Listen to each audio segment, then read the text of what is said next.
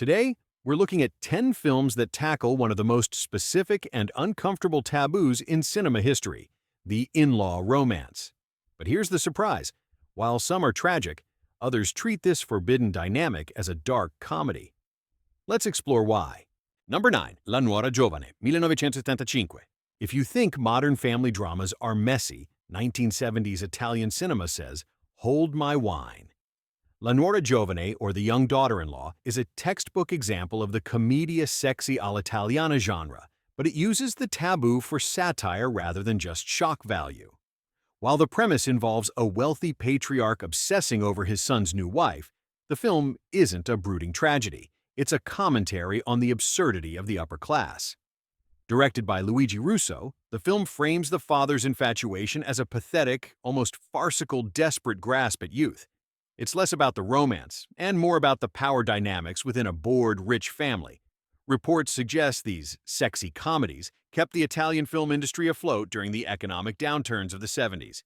It's a strange, lighter look at a heavy subject. Number 8.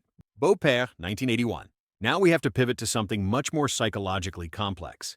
France's Beau-Père, directed by the legendary Bertrand Blier, flips the predator narrative on its head in a way that critics are still debating today. The story follows a man, played by Patrick Dewar, who is pursued by his 14-year-old stepdaughter after her mother's death. It premiered at the 1981 Cannes Film Festival to massive conversation because it refuses to villainize the characters in black and white terms. The film creates a suffocating atmosphere of grief and confusion, suggesting that the relationship stems from a desperate need to fill a void rather than simple lust. It's uncomfortable, yes, but it's widely considered a masterpiece of restraint. Would this movie even be made today? That is the question most audiences ask the second the credits roll. Number 7. Blame It on Rio, 1984. You might know this one as the movie Michael Caine rarely talks about. Blame It on Rio takes the forbidden older man trope and tries to dress it up as a sun-soaked Hollywood romp. Caine plays a father who sleeps with his best friend's teenage daughter while on vacation in Brazil. Here is the wild part. Despite a budget of roughly $16 million, a decent chunk of change for a comedy in 1984, critics absolutely savaged the tonal whiplash. It tries to be a buddy comedy, but the underlying betrayal is so severe that the laughs often get stuck in your throat. It's actually a remake of a serious French film, Un Moment d'égarement, but the American version leans into the farce. It remains a fascinating cultural artifact of 80s morals, glossy on the outside, deeply messy on the inside. Number 6. Malizia, 1973. Before American Beauty or The Graduate, Italy gave us Malizia.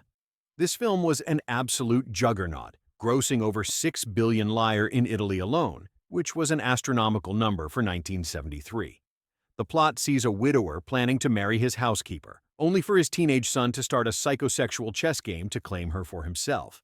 It turned actress Laura Antonelli into an instant international icon and defined the erotic comedy for a generation.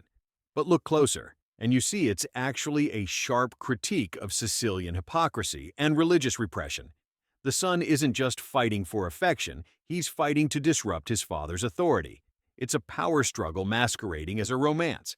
The tension here isn't just sexual, it is purely territorial, which makes the family dynamic even darker. Number 5. The Sleeping Dictionary, 2003. This entry shifts our focus from the suburbs to the sprawling jungles of 1930s Sarawak.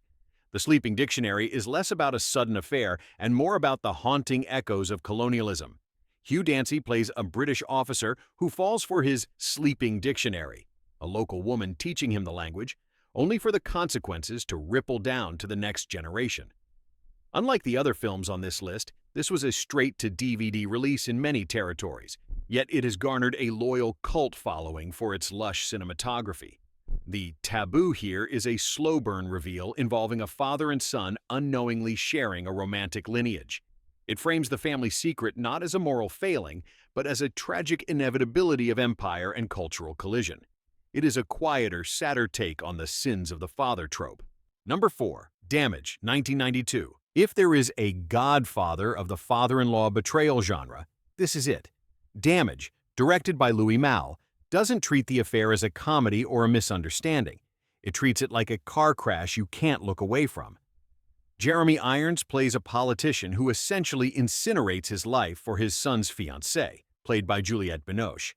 The film is famous for its stark, non-romanticized intensity. Miranda Richardson, who played the betrayed wife, actually won a BAFTA for her performance. The movie made $31 million worldwide, a solid hit for such a dark drama, proving audiences were fascinated by total moral collapse. The key takeaway here is the ending. There is no redemption, only isolation. It serves as the ultimate cautionary tale that passion, unchecked, doesn't just break hearts, it ends lives. Number 3. Obsession, 2023. Fast forward 30 years, and Netflix decided it was time to update Damage for the streaming generation.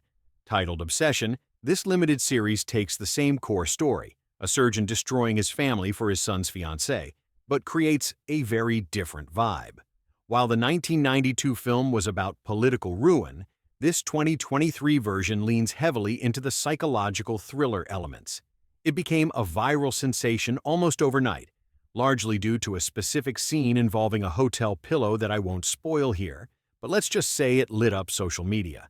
However, critics noted it lacked the sheer gravitas of the original. It's a perfect case study in how we tell these stories differently now. Fewer lingering silences, more shock value, and a much faster pace to keep you from clicking next episode. Number 2. Raffaella, 1975. We are heading back to Italy for a deep cut that many mainstream audiences missed. Raffaella is often lumped in with generic exploitation films, but it actually features a brooding, atmospheric tone that sets it apart. The plot centers on a wealthy industrialist who becomes fixated on his son's wife, but the film uses this dynamic to explore the decay of the Italian aristocracy. Released during a boom of Italian cinema that produced hundreds of films a year, this one stands out for its cold, almost clinical look at seduction. It's not about love. It's about a man who is used to owning everything: factories, money, objects, suddenly realizing he cannot legally own the one thing in his house he wants most. It transforms a family drama into a study of greed. Number 1. Secret Love, 2010. South Korea enters the chat with Secret Love, originally titled Bimil AI.